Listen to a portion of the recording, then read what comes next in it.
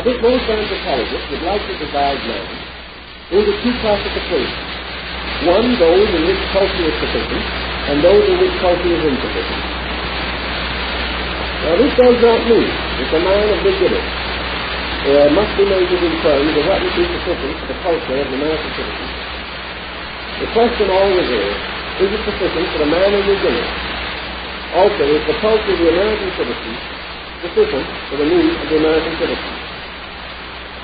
Therefore, we divide now into two groups, cultured and uncultured. The uncultured is in the individual who lives below the threshold of his own needs, culturally speaking. The cultured person is one who lives on the threshold of his own needs. There is only this division in nature. All other divisions are purely arbitrary and are purely the result of the psychology of dominance. They become part of what might be psychologically termed the attitude of racial arrogance. But all nature combines against it and tells us that the most precious gift that nature can bestow, which is orderly survival, is bestowed for the individual who is culturally sufficient to his own needs and is a platform upon which he stands. On this basis, then, the development of culture becomes a process of bringing into action what might be termed the great tribal or racial national conviction. Now, in primitive people, this conviction is largely embodied in myth, legend, lore, and ritual. Which will be primarily the continuance of certain religious concepts. These concepts being primarily intended for one purpose only, and that is the preservation of the power of the collective culture. This is what it is all aimed at. Out of this, then, we come to the realization that man's oldest instrument of culture has been his religion, in some form, or in whatever division or policy or way of life that he has known. Up to the present time, we have noticed that many people have a religion which has strongly outdistanced them in one direction or another. Most individuals are either trying to live up to it or are trying to live down to it. When you outgrow a belief and try to hold on to it, you must live down to it. When your belief is beyond your comprehension, you have to try to live up to it. Both of these procedures are painful. Therefore, both of these procedures are essentially non-cultural. That is another point in connection with culture. Culture is not man aiming at the impossible. Culture is not man living tomorrow, nor is it man living yesterday. It is man living well today, with the certainty that upon the foundation of today being a satisfactory experience in the fullest sense of the word, yesterday can be gradually forgotten and tomorrow will be no problem when it comes. The great difficulty with non-culture is the individual who is living out of the now. And as he lives out of the now, he awakens a series of mechanisms within himself. Among these mechanisms are his guilt reflexes, which can be very powerful to him and are the principal causes of his neurosis. All of these problems involve more of culture than of psychology, although the two problems very closely relate together. To the anthropologist, psychology as a problem science, or a science of the human problem, is actually derived from a grand error relating to anthropology. You would expect, of course, the anthropologist to put his ideas first, every science does. But he has a certain point, namely that the psychological problem of man arises from his lack of anthropological knowledge. That the individual trying to be what he is not is the cause of trouble. And he will continue to do this and have this trouble until he discovers what he is and lives accordingly. This kind of reasoning is essentially very simple. Simple culture, as experienced among so-called natural people. Simple culture is not deficient in any of the values with which we are normally concerned. Simple culture is not unmoral, nor is it immoral. Simple culture probably has the greatest morality of all, because it is completely honest. Simple culture is not restrictive. It is not dogmatic. It is not fanatic. Simple culture is essentially honest, because it has discovered what we do not know, that honesty is the only way in which individuals can live together. Everything else is an illusion, and a delusion, leading only to error. So we have what might be termed basic ethics arising from anthropological social sources. Man's greatest fear has been to get along with man, and those who have achieved this harmoniously have learned certain essential lessons, and these essential lessons form culture.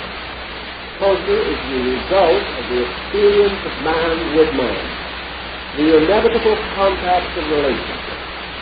These cultural facts are far more evident to so-called primitive man than they are to us, because under our way of life, we have deluged our living with so many artificial considerations that we are no longer able to deal directly with any problem. The result of this, our culture is continuously corrupted. And the proof of the breaking down of culture is the failure of the human social unit to hold together. It is the inability of the individual to so live that the essential values of this culture remain healthy. The moment they become unhealthy, he is endangering not only his own survival, but the survival of his entire group. So here in anthropology we have this important thought, namely that all estimation of culture is non-comparative. It is absolutely based upon essential values. And this, in turn, is based upon archaic values. If you go back through, for instance, your great religious systems of the world, it is astonishing how closely the ethics and morality of these faiths correspond. It is also amazing to the degree that these, in turn, are identical with the basic beliefs of those primitive people who have never yet emerged into the structure of great social or religious institutions. The American Indian, wandering in small bands on the plains of our Southwest, had just as clear an insight into essential values as is to be found in the codes of Justinian, Moses, or Hammurabi. He had learned something that we do not realize, namely that culture is imposed upon man by the universe. That in certain essential things men must follow or obey. That their relationships are invariably subject to certain pressures. That these pressures are not met with an adequate attitude. These pressures will destroy the cultural structure of that people. So behind all of our faith lies certain simple experience discoveries, made possible by the fact that we are a common creature, and that as a common creature we never have had but one religion. That as a human being we have never had but one culture, and all the differentiations upon it are comparatively superficial structures. Now we can build upon basic culture as far as we can, and every generation we hope to build further. We hope to enrich the cultural life of man by giving him knowledge, skill, understanding, vision, insight, through the development of music and art and literature and poetry and theater. Through all these things, we hope that we shall gradually mold man further and further as a cultural entity, in which value will be the dominant keynote of existence. That men will inevitably seek that which is value and will cling to that above every other consideration. This, more or less, is the golden vision of culture. Yet just as surely as our language is built upon the foundation of a pattern of words which are still to be found concealed within it, and even grammar and rhetoric are indebted to the laws governing these ideas for their development in the development of modern languages, so surely man never outgrows basic culture. He merely specializes. He merely develops and unfolds its research. We say that no one knows what is locked within man, that there may be 1,000,000 times more in him than we have ever found. Yet whatever is in him because of the total nature of himself. The same is true of culture. Culture as we know it today is assuredly by no means complete. And the anthropologist who likes to think in these terms would like to view the hope, rather optimistically, that 100,000, 500,000, or 1,000,000 years from now, man will look back upon his present culture and recognize its basic imperfection, that he will have gone on beyond it. But though he may outgrow one cultural system after another, he can never change the basic elements of culture as these elements exist. Therefore, all cultures are various improvisations upon the theme culture, and never can get beyond it. No advanced culture becomes greater by rejecting old culture. It may reject what has passed for culture and never was. But anything that was ever essentially true in culture will go on to become more glorious, to unfold greater potential. But essential culture never has to be destroyed in order that man may grow. Only false culture. It is the obscuration, the distortion, the mistaken attitude toward culture which must be cleared away. Today it would be our attitude that if our interpretation of culture fails, then our culture would fail. But that is not necessarily true. It might be that the failure of our interpretation of culture might assist us to recover essential culture. These points are very large in the thinking of anthropology, because they have to do with these essential values. So we go to the more primitive people to find out what constitutes essential culture. We find that these people instinctively possess attitudes. But these attitudes they do not explain. They do not interpret. They do not claim that they are even virtues. Most of these people have a very dim attitude toward virtue and vice. They have not been indoctrinated as to the particular ways in which they can be wrong, therefore the thought hasn't occurred to them. These people simply have learned from the daily experience and intimate contact with life and nature the simple rules necessary for themselves. If they follow these rules, they observe the prosperity, convenience, and security that results. If they break these rules, they observe disaster. Therefore, these rules become taboos, or become patterns, by which the community's conduct is regulated.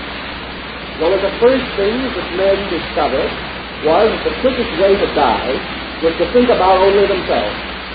And there is scarcely a primitive person in the world who has ever attempted to make a virtue or to justify selfishness. This has to come in at a time when the involvement of living becomes so complicated that the immediate result of a cause is not apparent. In a simple society, where cause and effect follow so closely that they cannot be misunderstood, the common force that we practice cannot exist. It only exists with us because we can dump them into an ocean of force. in which the mistakes and errors of millions of others can be stirred into our own, and we can lose sight of where responsibility rests. Therefore, we can cheerfully blame somebody else for our own mistakes. Primitive man cannot do this. In fact, he seldom survives to blame anybody if he makes a mistake.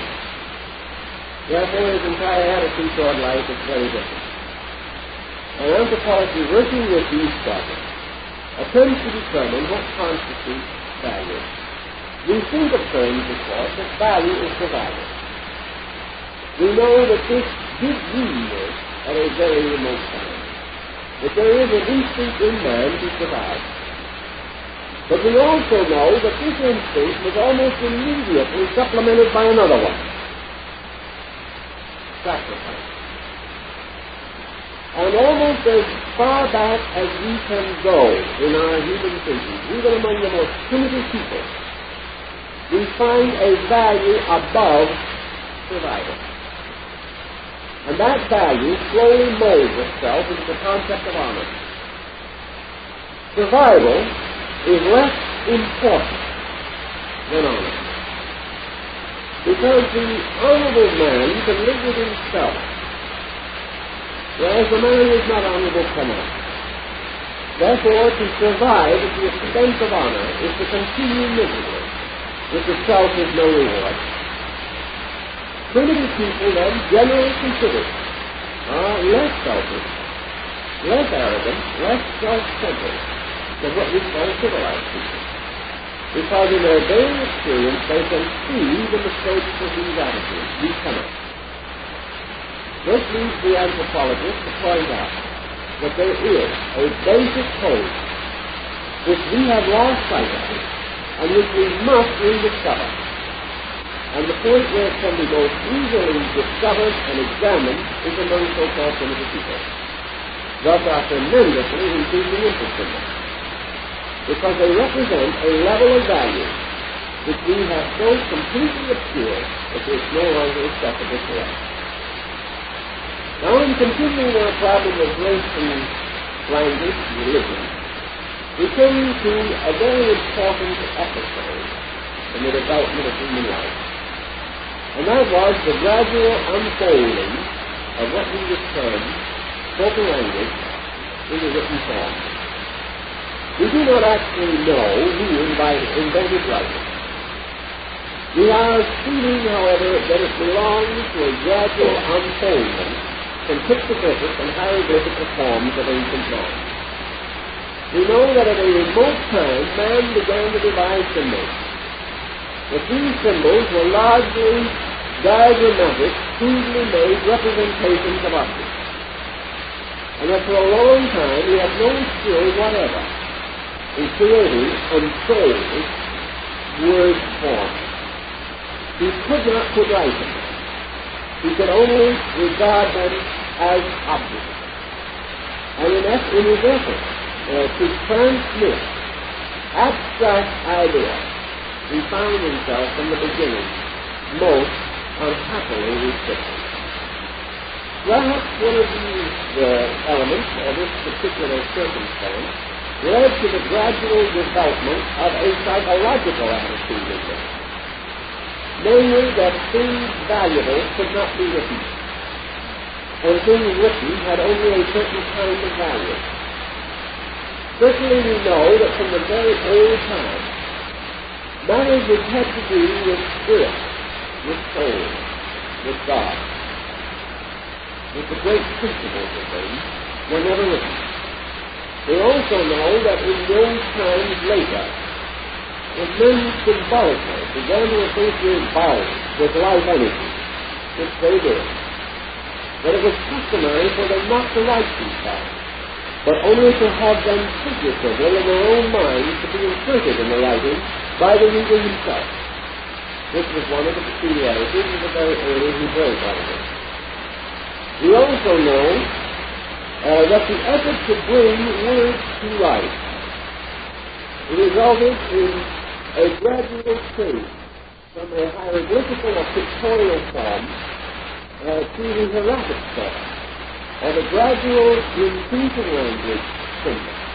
by making these symbols equivalent to sounds rather than to things.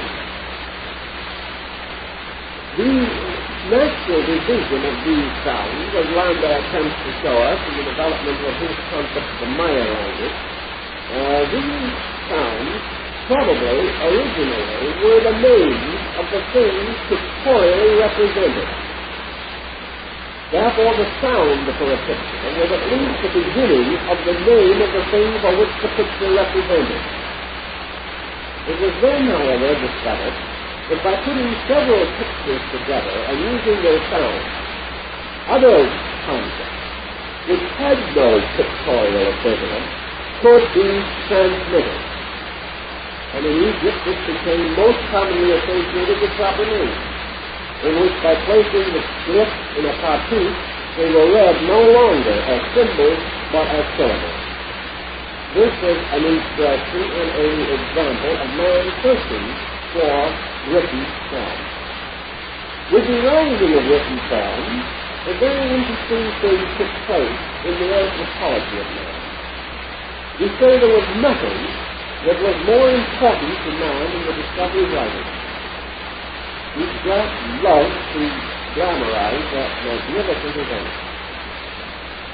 But when we gained it, we lost something. Whenever we gain anything in this world, we lose something. The thing that we lost, very largely, was the strange acuteness of memory, with which previously we had been endowed in order to perpetuate ideas. We lost the intimacy of the great storyteller. We lost the bard. We lost the ancient and valued ancestor. We could communicate his language and his thoughts only directly to other persons by speech. We began to create a new anthropological world in which knowledge was divided from people and became a matter of being recorded on stone, tablets of wax, papyrus, parchment, or paper. Thus knowledge suddenly went cold, like the medium on which it was placed. We lost a dimension of transmission.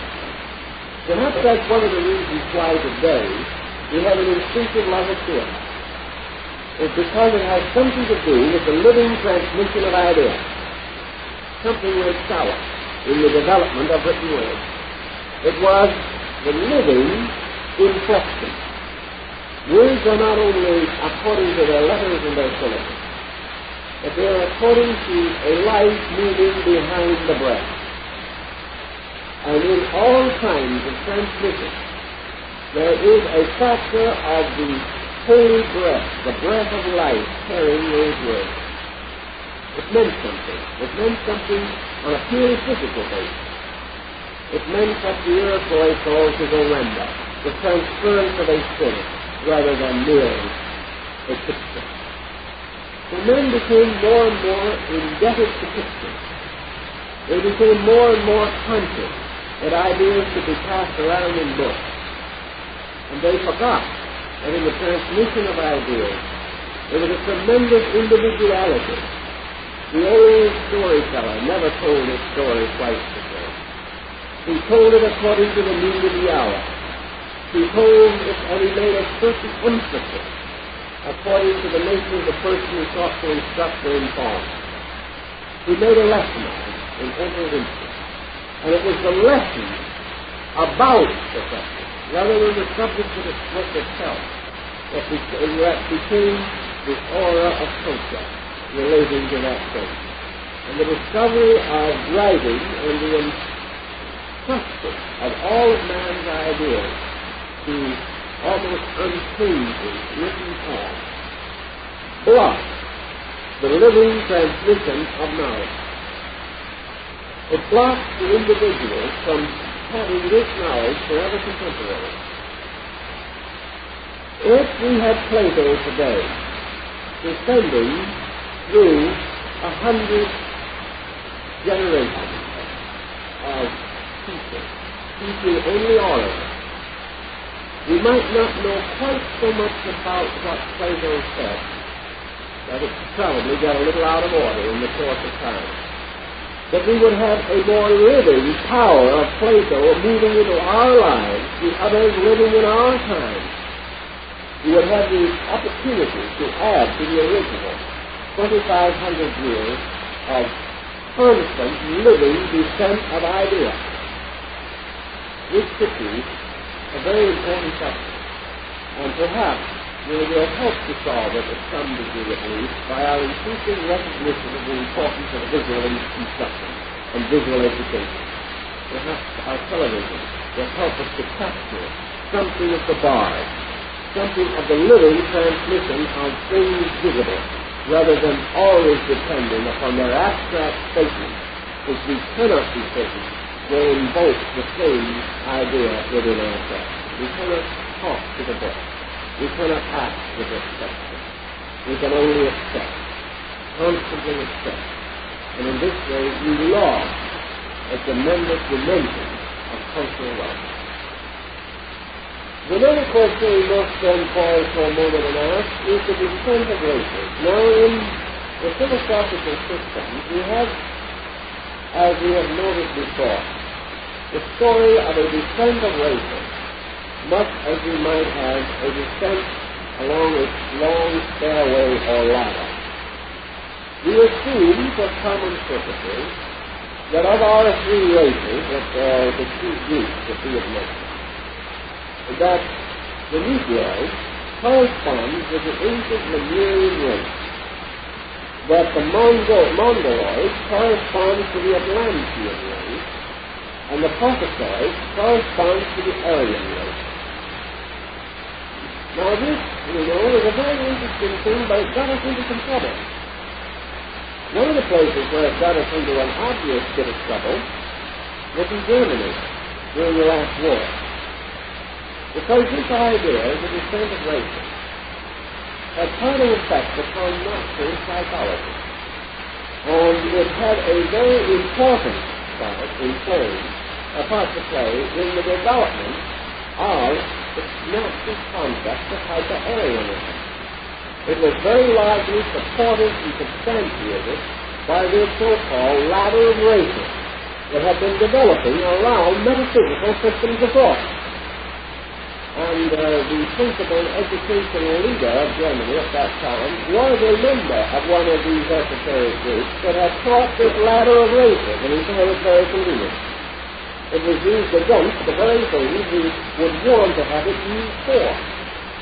But it became a very, very dangerous thing, because it began to take a very dangerous attitude, namely the competition for racial superiority.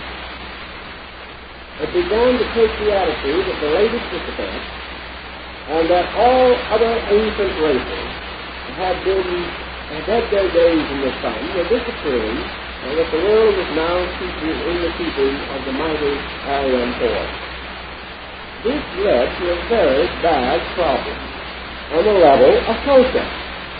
It was used against itself, and has brought out an evil which your anthropologists have been quick to discern, because he recognized it long before it even became a problem on a religious level at all. Namely, the difficulty of trying to determine these descents in terms of relative value. So out of it all, the anthropologist has come to a conclusion. Namely, that human progress is not essentially a mountain race. Human progress is essentially built upon an entirely different foundation, namely the strength of a culture to induce the growth of an individual.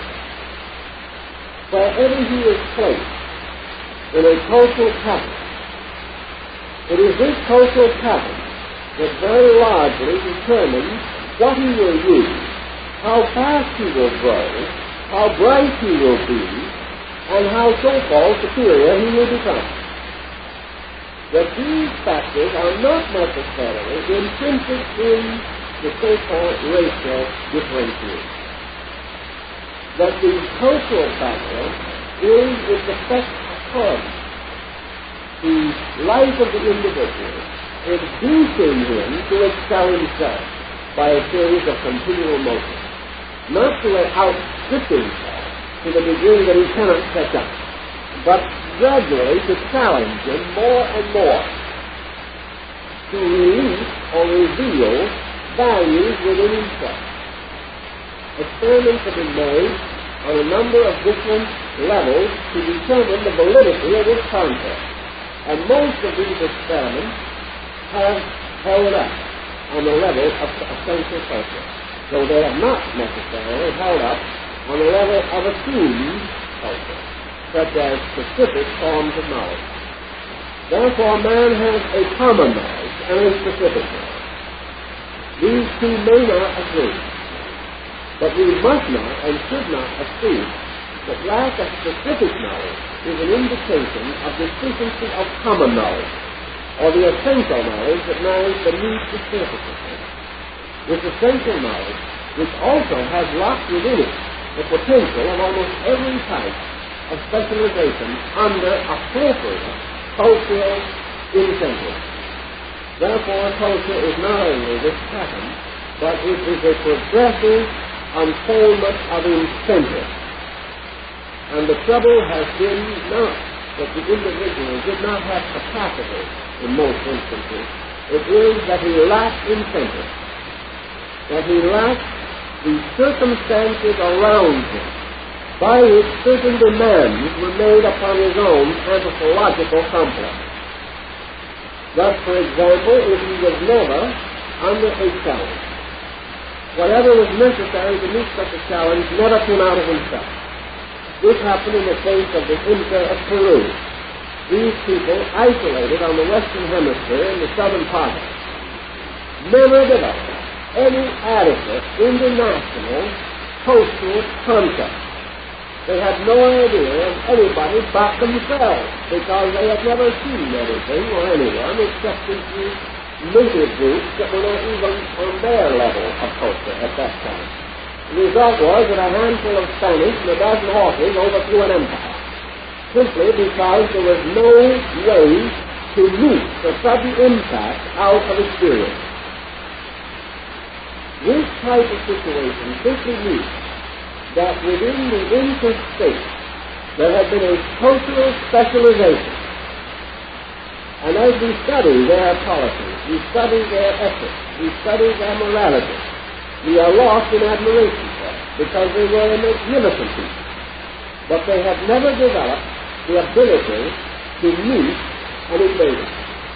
They simply did not know how to accept such a challenge. It was beyond their experience. This was essentially true also in Mexico, although perhaps not quite as complete, still very large. So that we have cultures only developing according to certain conditions. These conditions begin to bring in outside elements which we have to consider. These include environment, locality, isolation or proximity to other people. The culture of islands is very different from the culture of continents. Also, we will recognize that your great cultural motions have always arisen in your largest areas of land. Because in these enormous areas you have variety of demand. You also have proximity of a variety of neighboring circumstances and conditions. Therefore, we learn as a basic principle that culture advances most rapidly in a polyglot society, inasmuch as it presents greater challenge. But this does not necessarily mean that all motion within a polyglot is culture or is advanced. Not only is culture or advanced by which advancement is actually attained on a culture level. But we do observe that the great racial motion, the great religious motion, the great language motion, all begin on large land areas. Because here you have a comparatively complicated way of life being forced upon the individual. Now we will also point out that this forcing of a way of life of one culture group upon another has produced stress. And out of this stress has arisen most trouble in society. So we might say, as the persons have said to me, that if they were all by themselves, they could get along all right. The great rub is not to get in trouble and still have other people around. Thus, in your development of culture, you see a primary problem emerging. And this primary problem has resulted in the bloody history which we know as that of mankind, the problem of eternal conflict.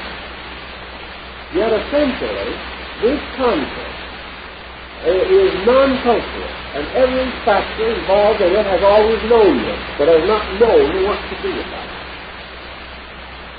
This also means that gradually your cultural motion has to reintegrate. And this is what your anthropologist is hoping to see happen. He is hoping that he will not live to see it occur, but may live to see a few more symptoms of it appear. That man begins to recognize the need of a conscious reuniting of his resources, no longer by arbitration or by arbitrary decision, but out of experience, which is through culture. Thus, world peace is a cultural goal, because it can only be achieved by cultural means, and it can only be achieved by the individual attaining individual maturity, which is cultural integrity. There are laws and patterns which appear about the surfaces of these fields when you investigate them. But we are trying merely to summarize certain broad truths of this particular problem. And therefore, taking a culture as it stands today, and taking your three great racial groups, so-called arbitrarily, your boundaries of racial variability, recognizing that all of these groups have cultural history, which may be regarded as a series of ups and downs, which it has been all the way along. Let us recognize that this cultural pattern of each of these groups has much more in it as subjective psychology than we realize. That the so-called primitive groups are really very old groups, and that the reason why we regard them as primitive is because their important discoveries were made perhaps before the dawn of history. That they have an amazing maturity in them. One of the most completely mature human beings that I have ever known was a Navajo Indian medicine man. He was a completely mature being. He had the maturity with nothing to take from him. He had the dignity of nature, not of man. He was completely lacking in all. He never needed to use words of more than one or two syllables, because he knew the right one in his own language. And just as the words of Jesus seldom exceed two syllables, and yet within them is more wisdom than in great books, so the simple, natural directness of this man was a magnificent unfoldment of a true wisdom, coming from an isolated, arid region where apparently there was no opportunity for him. But where a great human culture had existed for ages immemorial. So we cannot be too hasty in assuming that this group or that group lacks culture, or lacks the capacity for culture. These people, perhaps some of them, lack the capacity to be miseducated because of the simple directness. It would take generations of involvement in a psychosis before they would be sufficiently abnormal to be happy with our way of life. But their simple values and their definition of value would become a major point for us to look at. And all these things, therefore, particularly, arise out of cultural generality. And with every race and nation that's on the earth today, with a long and illustrious cultural history, much of which is totally unknown to their own people, much of which is culturally unrecognized by their own people. Just as sure as the culture of Greece and India is almost totally unrecognized by two-thirds of the Caucasian race. It does not mean it isn't there. Modern anthropologists are taking more and more the attitude that it is perfectly possible to assume that every human being on earth today, arising from a heterogeneous culture, with the average person having anywhere from 5 to 25 racial streams in his system, and it's almost impossible that a completely pure example of any race can be found, regardless of what we believe. Let us take, for instance, our Anglo-Saxon or Teutonic. There is no genealogy of any European family available today more than 1,200 years old. Beyond that, there is mystery. There is legend, and there have been some manufactured ones. But actually and factually, we do not know. We cannot know. The average individual could not get up today and tell you the actual racial identity of his grandparents 5 generations removed. He could hope he could, but he isn't sure. And no one. Therefore, as these cultural streams have mingled in the biological descent through the Greeks, we are in no position to say that there is any human being on the earth today, other than one diseased or in some way abnormal, in whose nature the possibility of important cultural growth is not to be found. We cannot say that such a person is good. Nor can we say honestly that anything is totally limited by the culture pattern of the dominant race with which he is now identified. Because we have no way of knowing to what degree that race has already mingled with 50 others, producing an anthropological capacity for culture. We have no way of knowing. And rather than to try to argue this stuff and try to create a situation that at best can only be objective, and upon which we can demonstrate nothing with factual sense. The modern tendency is to assume that the best thing that can happen for all is that this cultural basic pattern should be released, revealed in every possible way, and the voluntary cooperation of mankind, collective, to the achievement of this pattern should be encouraged in every way possible. That it is through this common encouragement of the essential value that is to be found in all things that we are going to advance ourselves most rapidly. Our experiences of men like Lawrence of Arabia and others who went into comparatively remote areas, the Austrian refugees who went to live in Tibet, and other people, like Claudio Hearn, who went over and lived for many years in Japan. Those people who go to these areas, live among them, are gradually but inevitably overwhelmed with admiration for the values in all these diversified areas. A man wrote not long ago that in his estimation, the noblest standards of human conduct that he had discovered in a lifetime of wandering he found in a small oasis in the Sahara Desert. Here was the thing we talk about being done, while we only talk. So that culture, from an anthropological standpoint, is the encouragement of recognition, the importance of building upon achievement, and to recognize that achievement transcends race, inasmuch as achievement arises almost always from the polyglot, which has itself biologically transcended race.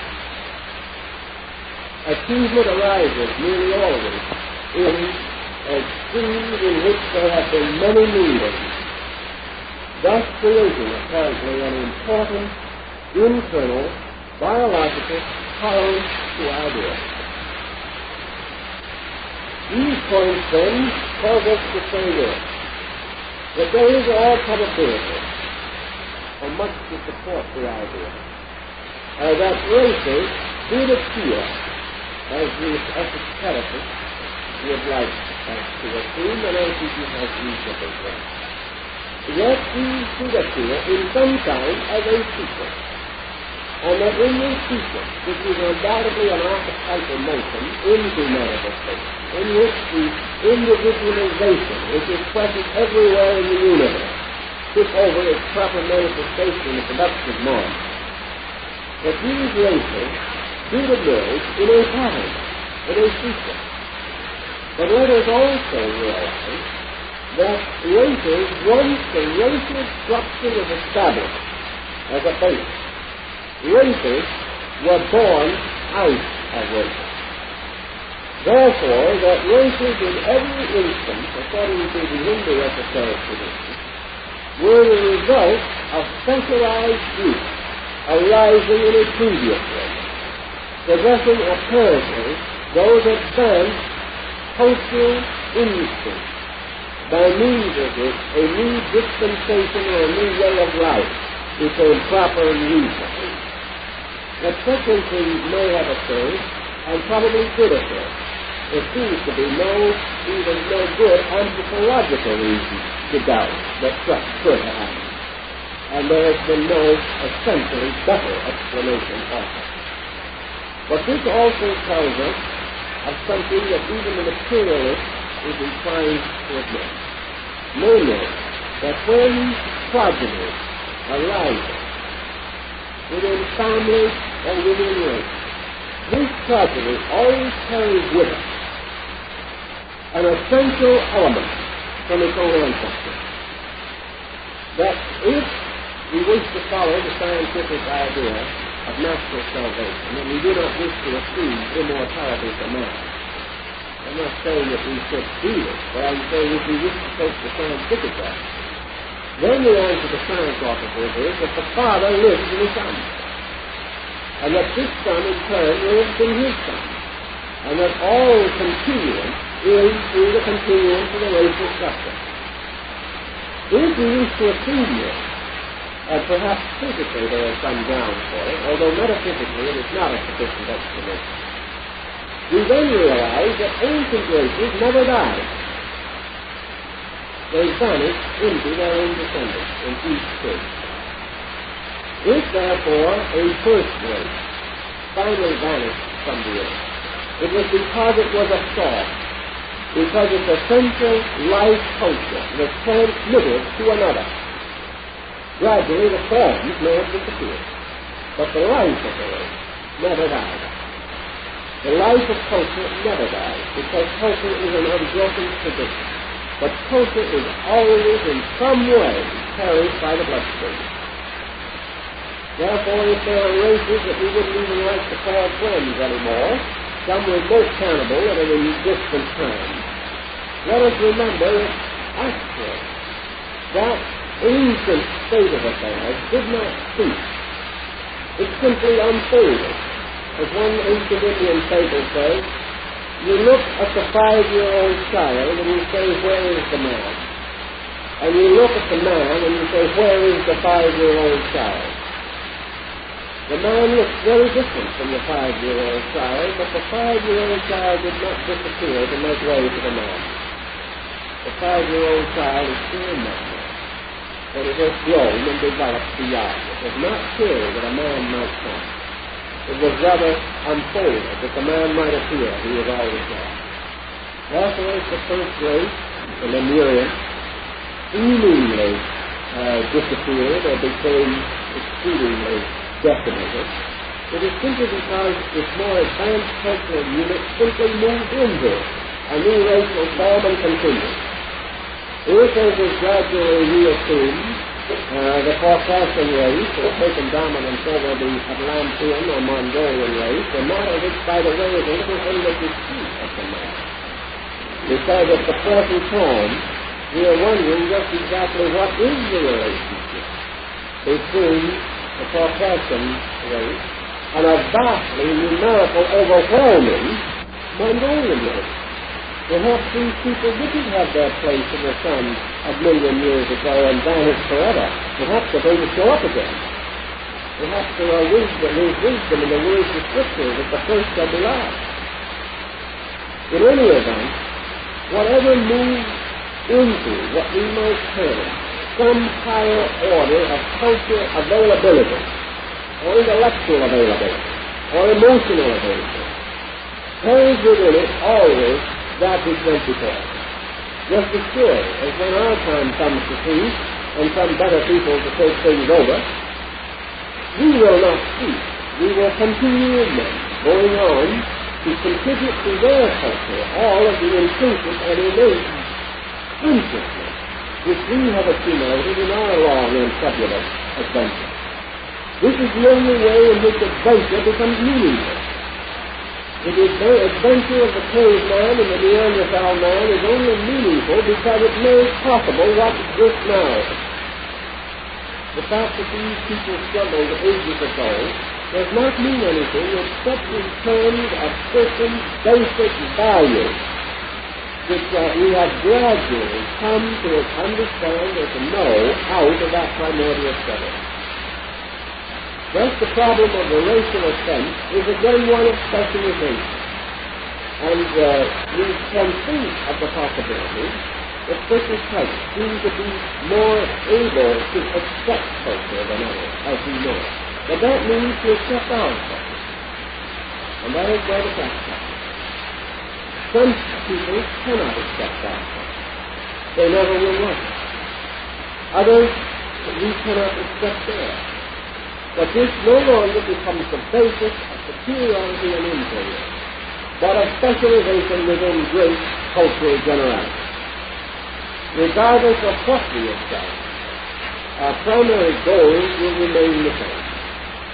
Our goal is the goal of the caveman, namely that we want to be happy.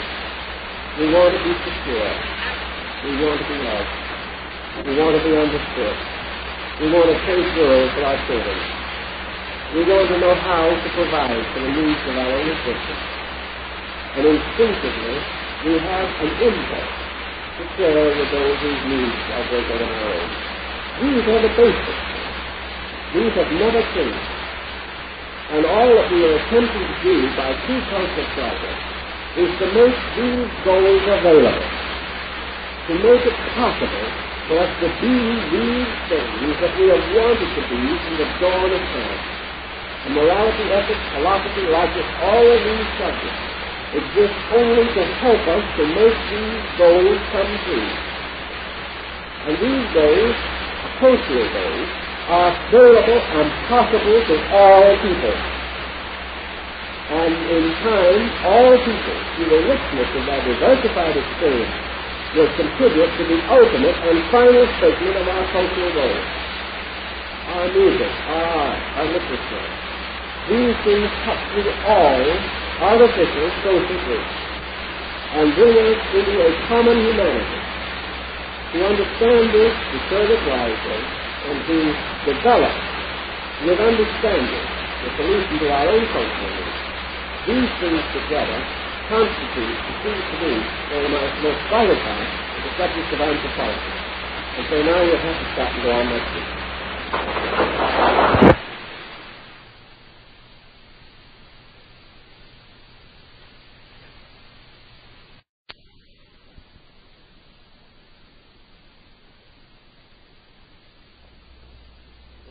This evening, friends, we're in a fair way to be in trouble because we have to make a series of comparisons which may be very confusing, and if a general confusion results, we will be in a completely scientific attitude because that is exactly the way the matter is. We now come to somewhat of a parting of the ways between what we may term materialistic knowledge and the esoteric teachings of ancient peoples. We want to be a little careful, however, in evaluating not only this division or separation of concepts, but attempt to determine, if possible, whether this is really a division or whether it is an impact upon prejudiced viewpoints which makes reconciliation difficult without adequate thoughtfulness. This evening we have to deal with the problem of the rise, development of races. And we are already in trouble when we actually announce the subject. For this reason, we seldom, if ever, pause to wonder how the anthropologist uses the term race in the processes of his classification and investigation. First of all, he clearly tells us that the words that he uses to represent racial differentiation are completely arbitrary. They are signs and symbols by means of which others of similar minds may discover what he is attempting to convey. The term race today has probably only one basic meaning, and that is the human race. About this, there seems to be no general difference of opinion. From this point on, everything becomes less certain. Actually, philosophy, religion, ancient concepts of culture assume the existence of a primordial humanity. A humanity as yet undifferentiated into the racial divisions that we commonly refer to. This total humanity forms a kind of archetypal or collective being, the anthropos, the total selfness of humanity. Where this can be placed in chronology or in geographical location has not been firmly resolved. Perhaps the only geographical area large enough to contain the concept of race is the earth itself. For race transcends all boundaries of continents and areas. Perhaps the only time, chronological sequence, large enough to envelop this subject adequately, is simply all time, which has elapsed since the development of a human species in nature. Thus, what we term race today should convey something of the total concept of human beings. It should remind us that humanity is a kind in nature, that it is ultimately a total kind. Actually, from the standpoint of genetics, there is less than 1% variance among all human beings. Thus, what we term variety or variance arises not in the phenomenon of nature, but in the cultural experience of man himself. Allowing, therefore, that there is a collective mankind, we can then follow the Pythagorean concept. The division never divides a collective. The division always exists within a collective. Therefore, various divisions can arise within humanity. But this does not mean that humanity is divided. It means that in 99% of the essentials of our nature, we are always one creature. And that this 1% becomes overly important to us, largely because of our interpretations and our addiction to things seen rather than to things known, factually or philosophically. There is much to assume, therefore, at the beginning of our experience in searching, that there was a common race. There is also much to tell us that this common race is no longer visible to us. It has ceased to be visible because it has been submerged, as far as its appearances are concerned, in the divisions which have arisen within it. This does not mean that this primordial race ceased. Rather, that this primordial race continues as the pure substance of race, and that from and within this substance an infinite diversification takes place.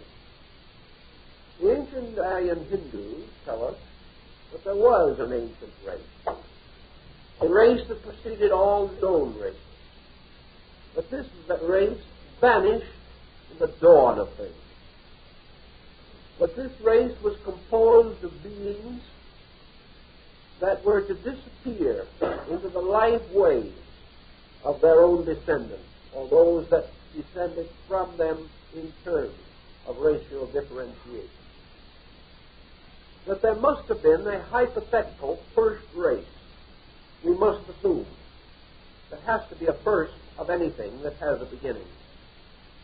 But instead of imagining that this first is an individual or a group of individuals, the ancient Hindu scholars assumed that this first was the total substance. That this first was a kind of vast architect's plan, a living plan, incorporated into substances, developing according to an almost incredible span of time and an almost infinite diversification. Thus, the first race never died, because there can be, and never has been, but one race. This race, however, passes from our recognition, passes from our phenomenal contact, because it is disappearing constantly into the structure of the races which are produced from it. This concept is not actually in variance with basic anthropological thinking. It may represent, however, an angle or approach to the subject which has not been given as much consideration as certain other subjects. I would say that the anthropologist today is more interested in discovering a unity than in realizing that it has always existed. Of course, he is unconsciously and instinctively admitting its existence, or he would not be able to search for it or believe that he could find it. Now, the next point that we have to bear in mind in this consideration is that in modern terms, in the terms of living people, anthropology deals only with things as they are now. It may attempt to extend certain of its reflections into causes rather of how than of why. It may also seek to extend itself into the future to make its utilitarian contribution to the progress of culture. But essentially, the anthropologist, and for that matter, all of us, think in terms of the immediate. Therefore, our concept of man is our concept of man as he is now distributed about the earth, with the divisions, social, religious, cultural, racial, that we now recognize. Yet, in arriving at such terms as we presently use, we should bear in mind the fact that these terms are geared only to the contemporary, and the anthropologist is the first person to admit this. He realizes that he is not talking about all time. He is talking about only those familiar parts of time which are within his present examination. And he is using things as they are as a kind of symbol by means of which he hopes to clarify his primary end, namely cultural enlightenment on the subject of man, not of any particular man or group of men, but of man as a collective. If we assume for a moment that which he will have trouble in denying, that there was a common humanity. This common humanity is a kind of being, a person, growing up, very much as the human body develops. For within this human body of ours, there are an infinite number of parts. These parts, down to the smallest division, cellular structures, are still essential to the total concept of the human body. Therefore, the total body human of society is an entity or a unity composed of an infinite diversity of parts. Anthropology is concerned to a degree to determine, if possible, the basic reason for this diversity. Actually, he hasn't done too well, and he is among the first to realize that he has not done too well. It is hard for him to do as he would like to do, for the simple reason that the evidence necessary has been obliterated in the aeons of time that have already passed over, and about which we have no adequate record. Man began as a non-recording creature. Therefore, up to the time of the discovery of a method or means for the transmission of knowledge, we have no adequate continuity of account concerning that. We do have, as has been mentioned previously, two possible streams of evidence. One, tradition, legend, myth, lore, which have descended as part of the cultural heritage of mankind. The other is man's internal repository of intuition, of instinct, of the power to dream or to visualize. And modern psychology is beginning to recognize the re-emergence of the archaic or the ancient through the symbolic processes of human thinking. Thus, man has the whole story of his kind locked within himself. And this story of his kind he lives out every day of his existence. And the primary impulses and instincts which move him today derive from the primary instincts and impulses which primordially moved his kind. And we find these impulses now rather dramatically and grammatically expressed for us in terms of security, peace, fellowship, friendship, integrity, honor, and these subtle processes which arise within the individual. We must not, however, ever confuse the impulse of honor, for example, with the concept of the honorable. They are two entirely distinct things. The honorable expresses itself through innumerable codes, which may be proper to one people and improper to another. But the instinct to attain to certain levels of accepted conduct must be regarded as basic. At the same time that we proceed with this line of thinking, it is interesting to pause and consider something else, because there is no doubt in the world that the study of languages parallels very closely the study of mankind. In the first place, at some very remote time, man became vocally articulate. How he became so is again uncertain. Perhaps we have some key to it in the mimicry of certain birds and animals that copy other sounds and do so originally and primarily for purposes of survival, although this has no longer its original importance.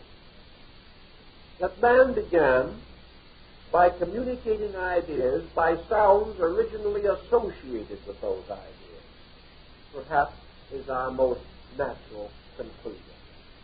Therefore, when man instinctively wept because of sadness, he made certain sounds, and he was later able to copy those sounds to express sadness, even though at the moment he was not weeping. He might in one way or another also associate sounds with activity, with places, and with various procedures in living. But in the course of time, primordial human group, a primordial human language.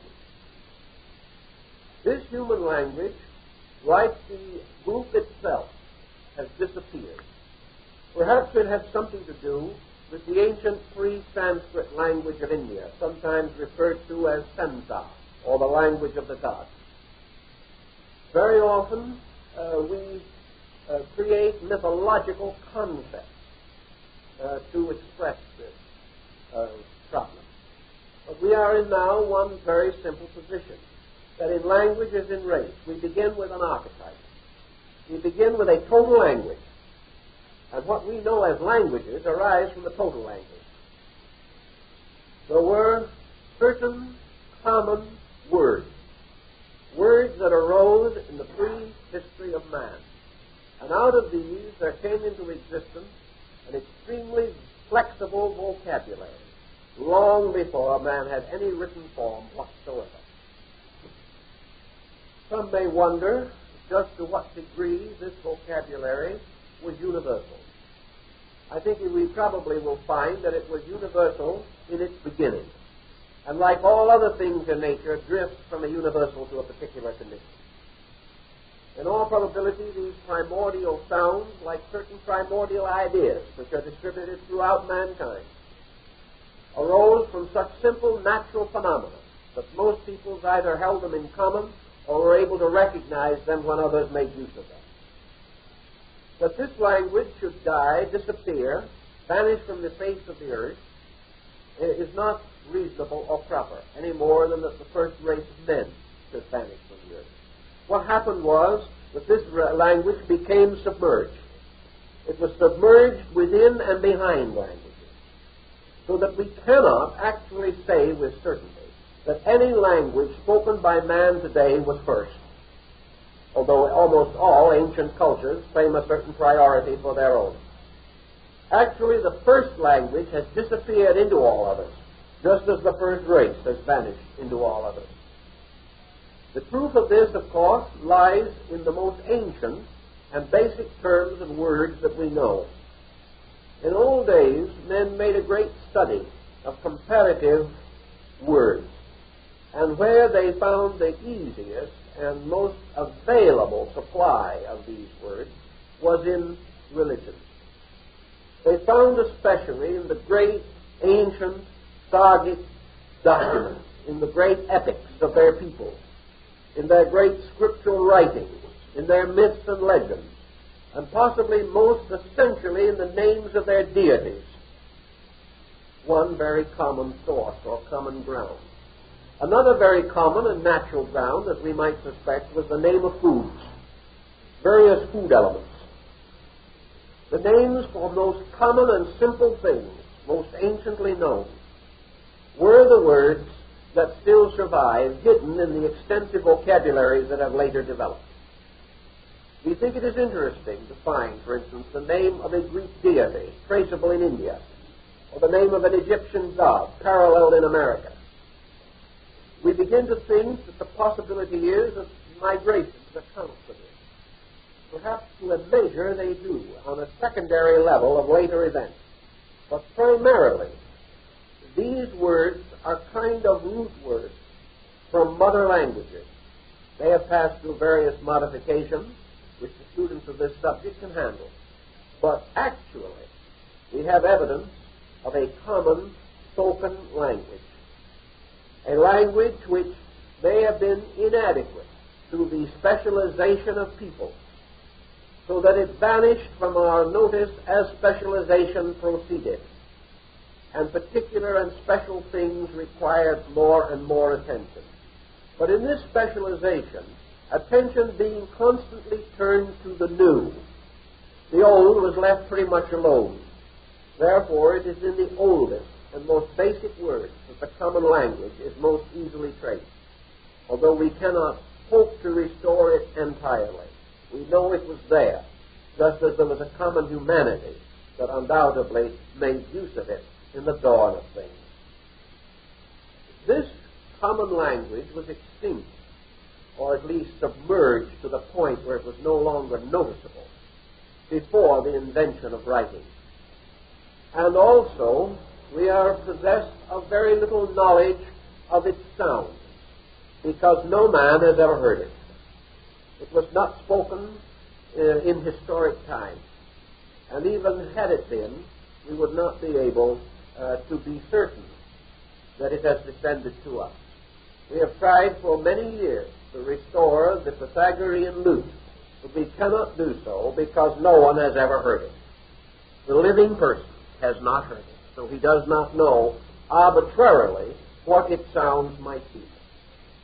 We can follow the formulas used by such records as we know and attempt to reconstruct it, but we can never be certain that the tones we form are identical with those that Pythagoras created.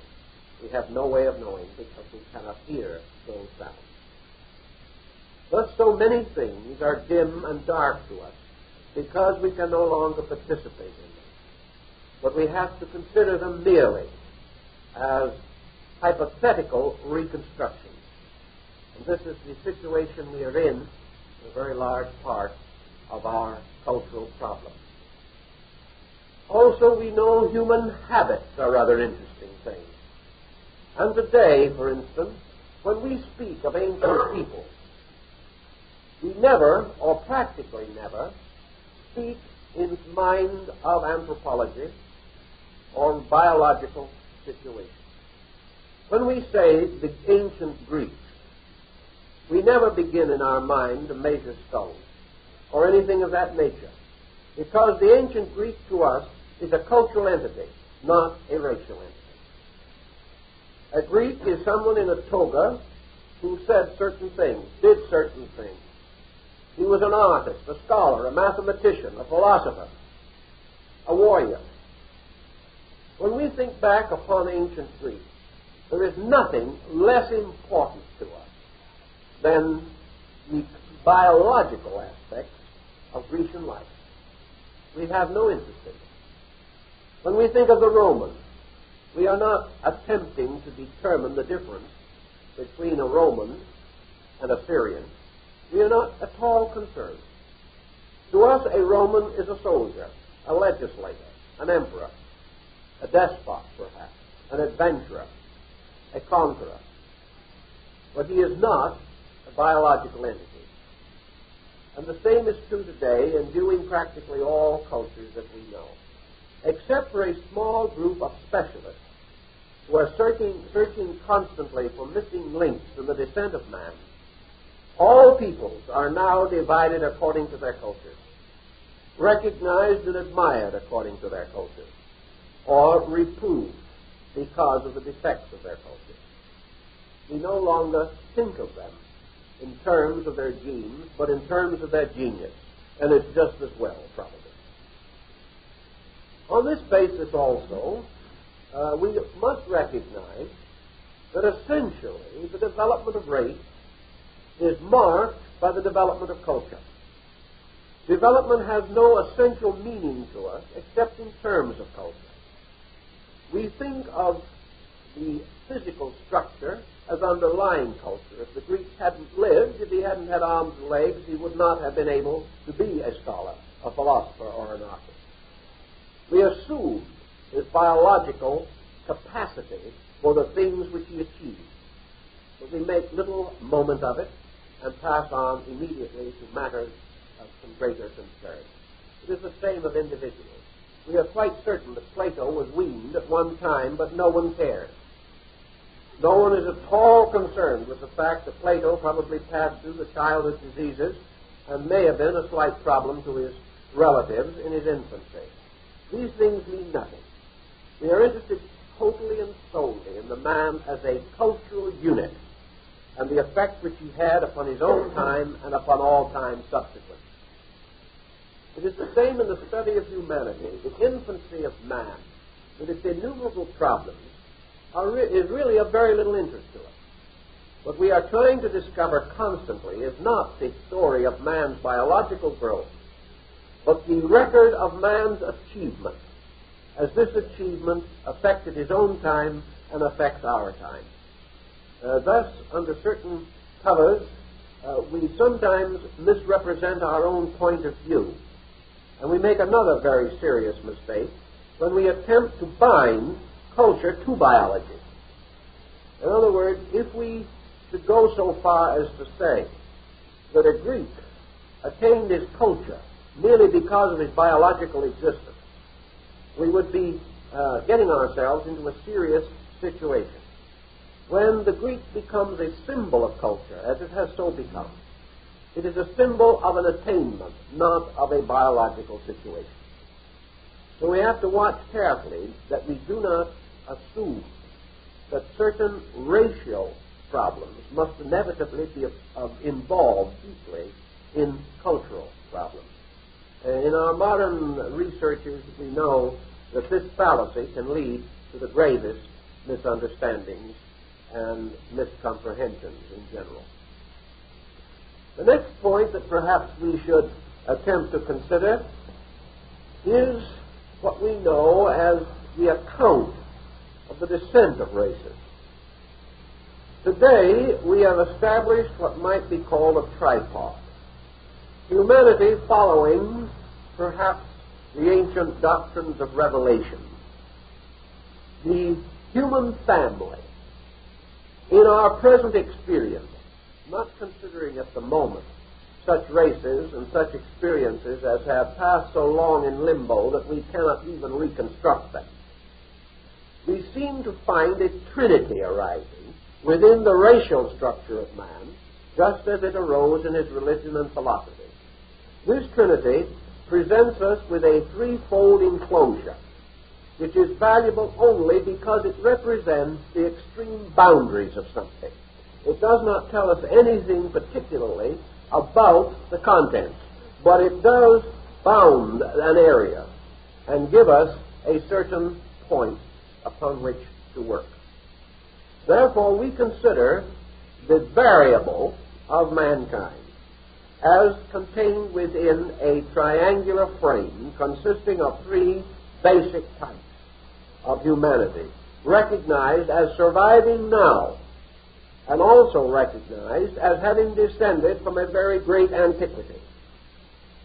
These are the three races with which we today seek to identify all human beings, namely the Caucasoid or Caucasian, the Mongoloid or Mongolian, and the Negroid or Negro. We regard these not as telling us anything, except that they form a framework. And if you extend a human type in any direction to its ultimate, as far as we can do under existing conditions, we cannot extend it beyond the framework of these three basic demarcations. We cannot find anything outside of them. But we do not have quite as easy a time when we begin to look inside of the wall. The wall is convenient, it is comparatively meaningless, yet it does help us to a certain degree.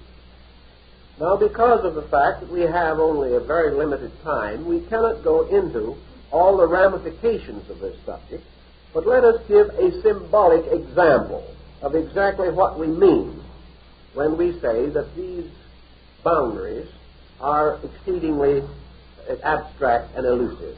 Let us take a race with which we have considerable immediate and continuous contact, the Caucasoid or Caucasian race. Now, what are we dealing with? Well, the first thing that most people will say is, well, we're now dealing with the white race. That's the first mistake. We are not. Well, we like to think that perhaps we are, however, but what does the word Caucasoid actually mean on the level of our interest? It means nothing more or less than a native of the Caucasus. Now, the Caucasus is an area. Now, it's very unlikely that most Caucasians of today have ever been there.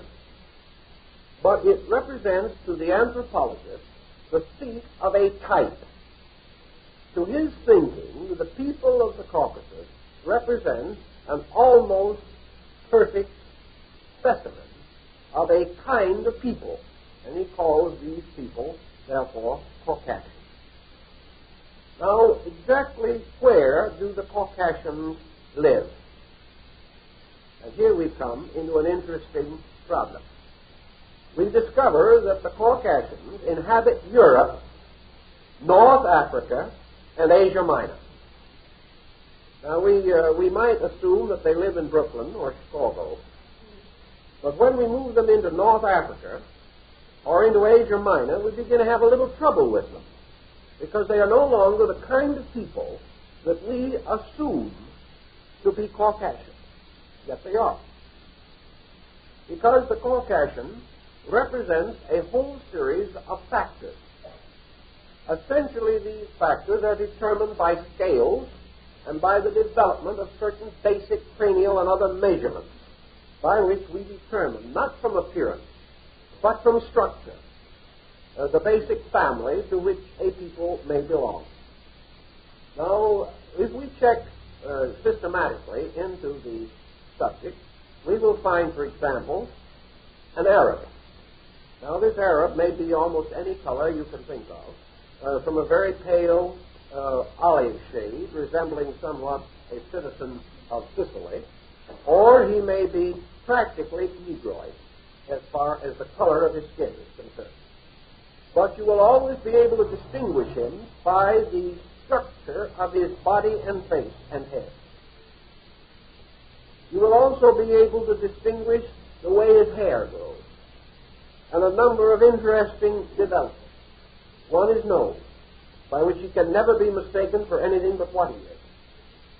And yet, as far as his clothing is concerned, his language is concerned, he certainly is not an immediate example of kinship with some gentleman in one of the English social sects. He is not the same, but he is the same. Therefore, you look him up and you find that the Arab is a Caucasoid. He belongs to the same stock that produced the Greek, the Roman, the late Persian, the Irishman, the Teuton, and the American. Now, we say the American because he is gradually coming into an identity.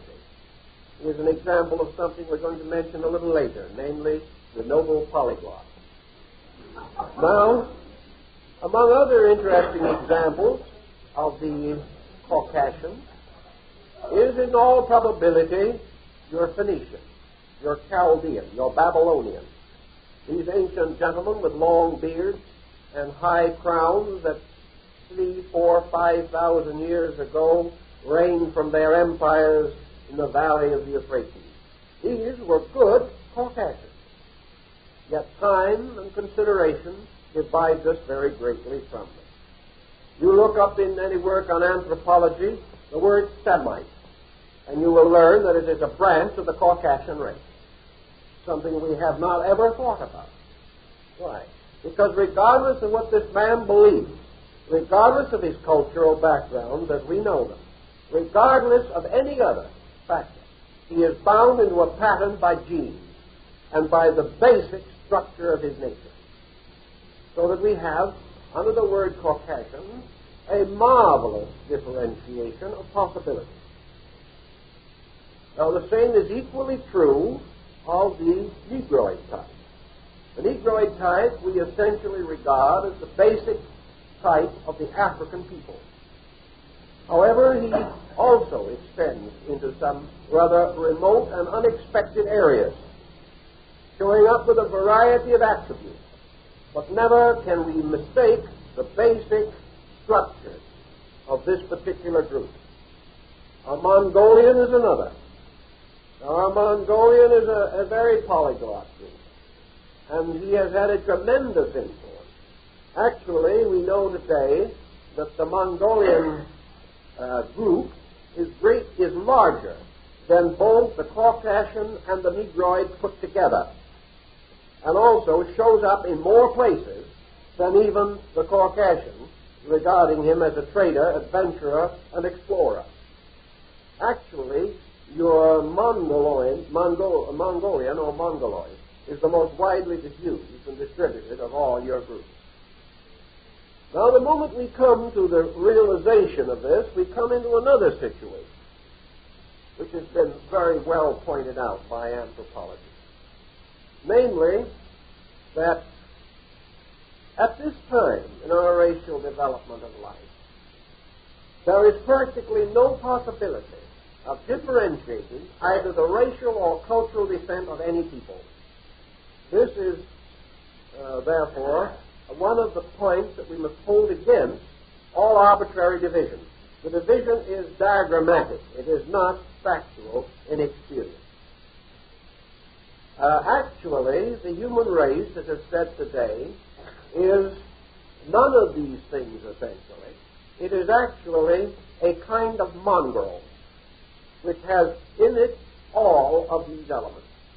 Now, how did all these elements get there? First, through tremendous extent in time, and also due to the fact that in this course of time, all of these different groups at one date or another had a place in the sun. They did not always maintain this place in the sun, but every one of these basic groups was at one time or another dominant. And as a result of this dominance, gained enormous spheres of influence, and to a measure imposed their cultures upon other peoples. Now, wherever we have a dominant group, we find that dominant group extending not only culturally but racially into the bloodstream of subdominant groups. It always and inevitably occurs. Therefore, at an ancient and remote time, we find the Mongolians becoming a very powerful and dominant group. In more recent times, we have further evidence of the same thing. At the time of the great campaigns of Genghis Khan and Kublai Khan. During the campaigns of Genghis Khan, the Mongolian reached the boundaries of Europe and broke through in a number of areas. And as a result of this breakthrough, he is very strong racially among most of the Slavonic peoples and even as far as the Germanic. And there are a great many Germanic families that have Mongolian blood. Another important point of breakthrough in more ancient times affecting the relationship between the Caucasian and the Negroid was the rise of the Ethiopian dynasties in Egypt. During these dynastic periods, the Ethiopian kings ruled the world. As a result of that, they were not people of lesser estate. They were not regarded as in any regard inferior. During this time, they filtrated throughout what we call most of the Caucasian area. And they certainly played a tremendous part in the rise of all cultures that were affected by the later Egyptian culture. These things are merely examples of a general trend. Now let us take a little different type of situation. We have in the Pacific a very interesting and intriguing group of people we call the Japanese. Now, from the standpoint of anthropology, they are a little bit of a mystery also, because we have to recognize at least 4 levels of Japanese racial differentiation. The first is the X-race, the original inhabitants of the island. And as most cases, the X-race doesn't count very much. It more or less disappears. It is either submerged into or in one way or another disposed of by the rising tide of other racial motion. The second group that is still comparatively powerful in the Japanese area and contributed to the molding of what we call the modern Japanese was the Korean Manchurian racial division of the Mongolians. They contributed considerable to a certain type of Japanese that can still be dominant of this characteristic. In addition to the Korean Manchurian, there was a direct motion from the purely Chinese Mongolian into this area, which is marked by another differentiation. Also in this case, essentially Mongolian. The third group comes from an entirely different basic cultural order and is called, usually, the Malaysian-Indonesian culture, which represents, in many instances, a small, slight body and the tremendous agility and grace and many of the psychological structures of these peoples, including the native faith, as it is called, of Japan, Shintoism, which is strongly influenced by Indonesian and Malaysian culture. These people represent in turn a polyglot involving other factors, going back and back and back. So we now have a people that represents a coming together and combination of at least three racial and three major cultural trends imposed upon a primitive group. Now, in your Indian situation, your East Indian situation, your anthropology is also rather complicated. There was an X factor or a basic people in India at a very remote time, we call the Dravidians. The Dravidians were apparently the natural occupants of the great area which we now call the Indo-Gangetic Plain. These people were a comparatively simple group whose cultural program we will also have to consider, because there is a major difference between simplicity and inferiority, and we have got to clear that up somewhere along the line. And that, again, is not an easy one. But with the coming of the Arya Hindus, Arya meaning the lords or the rulers or the anointed or the destined ones, we find the gradual submergence of Dravidian culture. Where then do we find that Dravidian culture in the Hindu culture? We find it at the bottom, or at the innermost part. And yet, from this primitive source springs perhaps some of the most powerful influences in the forming of later Hindu and Indic life, as, for example, the tremendous binding ties between the Aryan and the Dravidian as found in the Rig Veda, which is the oldest of the great books of Indian law. Now, where the Aryans came from is again a matter of cultural problem. And here's one that we can't solve in terms of anthropology, because we can't come to any common ground with them. Actually, according to the Eastern belief, and these are the people involved, the Aryans came down originally from the Trans-Himabah, or that area of India which lies south of the great Siberian stretch and north of the common country of India as we know it, in the area now largely the region of the Himalaya mountains.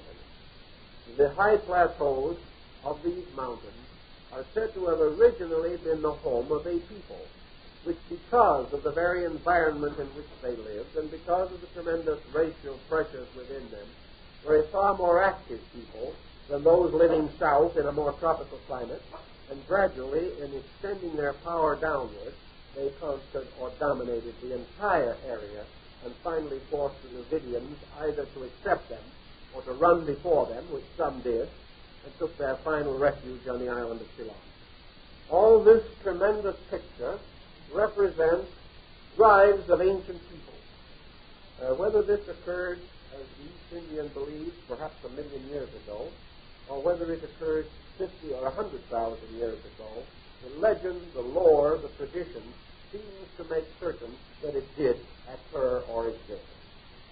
But if we go back now to our anthropological viewpoint, and of course, let us face it, we can't reconcile it. Because if you look up Aryan in modern anthropology, you will gain an answer that you might not expect at all. Namely, that the Aryan is one of the divisions of the Caucasian race.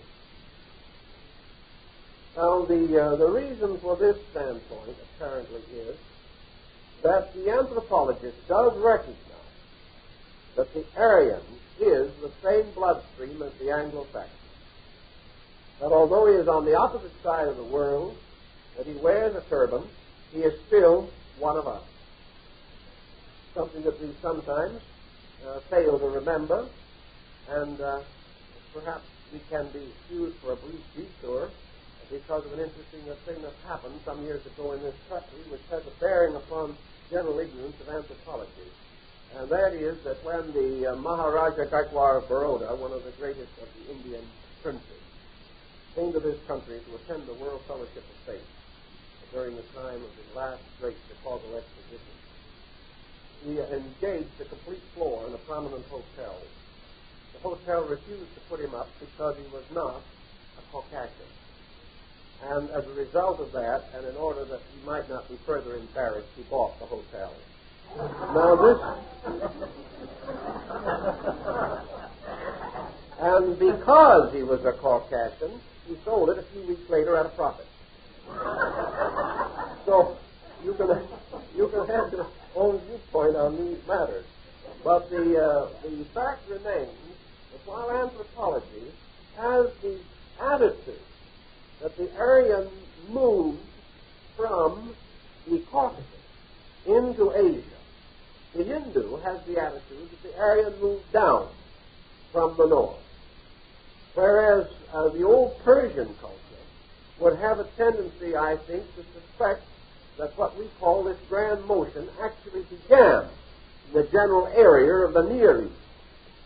So that Persian culture would probably come a little nearer to agreeing with modern anthropology than would the more ancient Hindu culture.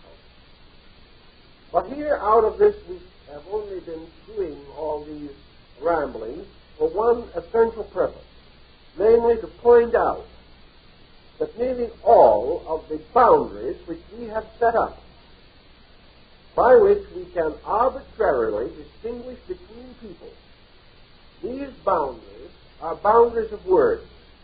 They are also boundaries of ideas not thought through or not enlightened by available general information. They represent, therefore, to some degree, a limitation of perspective. And with this recognition, the anthropologist of today is ever less willing to commit himself on any of these subjects. He is afraid of words for the reason that nearly all these words have become semantically unsound and therefore fail to convey the principles which he wishes to convey. Actually, as he says, it is relatively impossible to differentiate today any culture and associate it exclusively with a race. Culture is far more democratic than structure, and it has cut through structure on almost every front where development has taken place. So as we have identified the possibility of one race gradually individualizing within itself according to certain great universal laws, a triad of basic racial processes, we may also assume, without any particular danger of being inaccurate or unscientific, one basic language breaking gradually into a triad of basic languages which begin to emerge. And finally, one basic culture which gradually breaks up into a triad of culture groups, so that this entire process begins and develops upon a 1-3 formula. And this formula is to be traced and is traceable in almost every part of our cultural world. So now we want to pass for a moment to the cultural phase of this emergence of racial groups and things of that nature. And the next problem, then, that comes to us is the effort to determine relative advance in culture. Because essentially, we think of evolution as evolution in culture. We do not think of it as evolution in race. One reason being that evolution or change in culture is within historic records. Therefore, we may observe at least historic records of it. Whereas evolution in race is so vast and incredible a procedure that any amount of it that we can bring within comprehension is too small a fragment to be representative of any certain indication. In order to have any concept of evolution in race, clear concept, we would have to be able to examine the clear and certain records of at least 500,000 or 1 million years. This we cannot do. But we observe that cultures move more rapidly. Therefore, we are able to do more with that. And we must not be deceived by what we consider to be surviving aboriginal racial groups. Aboriginal groups, as we know them today, are far removed from the original. even though we are inclined to compare them with other groups and doubt their superiority, or at least doubt their ability to survive adequately in the general culture of prevailing times. So what is the basis by which we shall determine culture? Now, culture, I do not necessarily mean a refinement. We speak of persons of culture. This is not the usage which I wish to make of it. I wish to use it in the terms of the cultural pattern by which people live. Those who attain harmonious adjustment with their cultural pattern are termed culture. But the pattern is far more ancient and more basic. There is no doubt in the world that the basic cultural pattern, which like the basic language and the basic race, has been submerged, still lies at the root of all culture groups and forms the beginning, the seed, from which all the differentiated cultures of man arise. These cultures are therefore variations upon a theme, and the theme itself remains essentially unchanged. In determining culture, then, we have also another problem, namely the effort to determine the status of the individual by his culture and the status of the culture by the individual. Therefore, we like to say a primitive individual and a primitive culture. And we would feel in a very unhappy situation if we found a truly primitive individual who did not have a primitive culture, but had some other kind. This would be considered an anomaly and would be hard to understand. Dr. Margaret Mead, who has been one of the most interesting and prominent of modern anthropologists, has come to a number of very interesting findings on the subject of basic culture. The difference between simplicity and ignorance. The difference between basic culture and unfolded culture. Also, the essential difference between culture and decadence. And these things are terribly important in determining the growth and development of the human race. We realize in some mysterious way that life is a motion from childhood or childishness through maturity and on again to childlikeness. We have an essential instinctive realization that value is simple, and it is that which is not valuable that is complex. On that basis, we have to approach the simple person with a little different attitude from that with which we are commonly aware. The first point is that true knowledge is actually the knowledge of what to do now. This becomes a tremendously essential factor in knowledge. Another form or phase of knowledge is that it is the ability, the intellectual resource necessary to fulfill the purpose for living. Outside of this essential pattern of knowledge, there is a great deal of exaggerated knowledge, much of which is essential foolishness in disguise.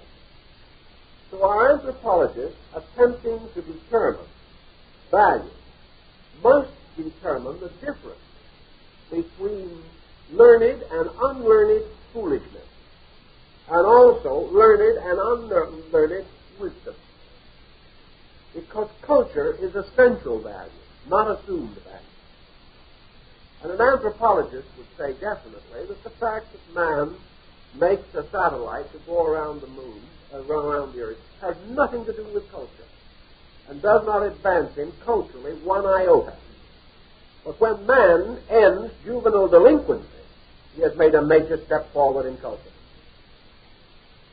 That an individual is rich has nothing to do with culture. The fact that that individual has a harmonious home in which there is no argument or infidelity, that is culture. That an individual shall be successful, advancing his own purposes, has nothing to do with culture. The degree to which he is unselfish for the common good is culture. Now, these are the differences. Therefore, it is quite possible for a Hottentot to be on a high platform of culture and a highly educated so-called Caucasian on a low level of culture. How are we going to determine culture? Now, you can argue this point for a long while and come up with a variety of solutions. Dr. Mead, in her researches among a group of people in the island of New Guinea, a little isolated group of about 1,500 families, discovered that these primitive people had, as part of their essential cultural platform, a very simple fact, namely, that in the family, the general tendency has been to forget the father, to make him independent too soon of responsibility for the child.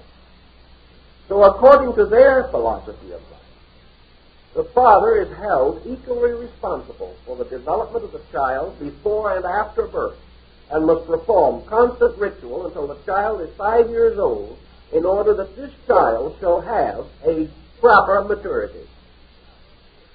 As a result of that, the father works as hard as the mother, psychologically and religiously, through prayer, through fasting, through service, through keeping an equal watchfulness with the mother, taking every possible part in the life of that child, washing it, dressing it, doing everything that the mother does for 5 years, in order that that father shall always have the realization that he played a great part in the life of that child. The result is they have a certain problem in their social system which they have solved and we have not, namely the recognition of the importance of both parents and absolutely no competition. No competition in the home, says the old priest of that tribe, means no crime among the children. Now, what shall we say about his culture platform? Shall we say that we can compare that with a sniff to the graduate of Oxford or Cambridge? What is culture? That is the question the anthropologist must answer, and it's not nearly as easy as you think. It finally leads him to the inevitable conclusion that culture is non-comparative, that you cannot compare culture. You can only compare deficiency of culture. You can only say that the individual who lives well has more culture than the individual who does not live well. That the individual who is innately honest is higher on the level of culture than the individual who is not. We may say that a more complicated civilization makes the practice of primitive virtues increasingly difficult. The anthropologists will say yes, but it also makes available greater and greater knowledge, by means of which we should be able to compensate for this difference. Therefore, essential culture rises from a series of factors, and these factors are perhaps as vital and even more important than racial divisions in determining the proper classification of mankind.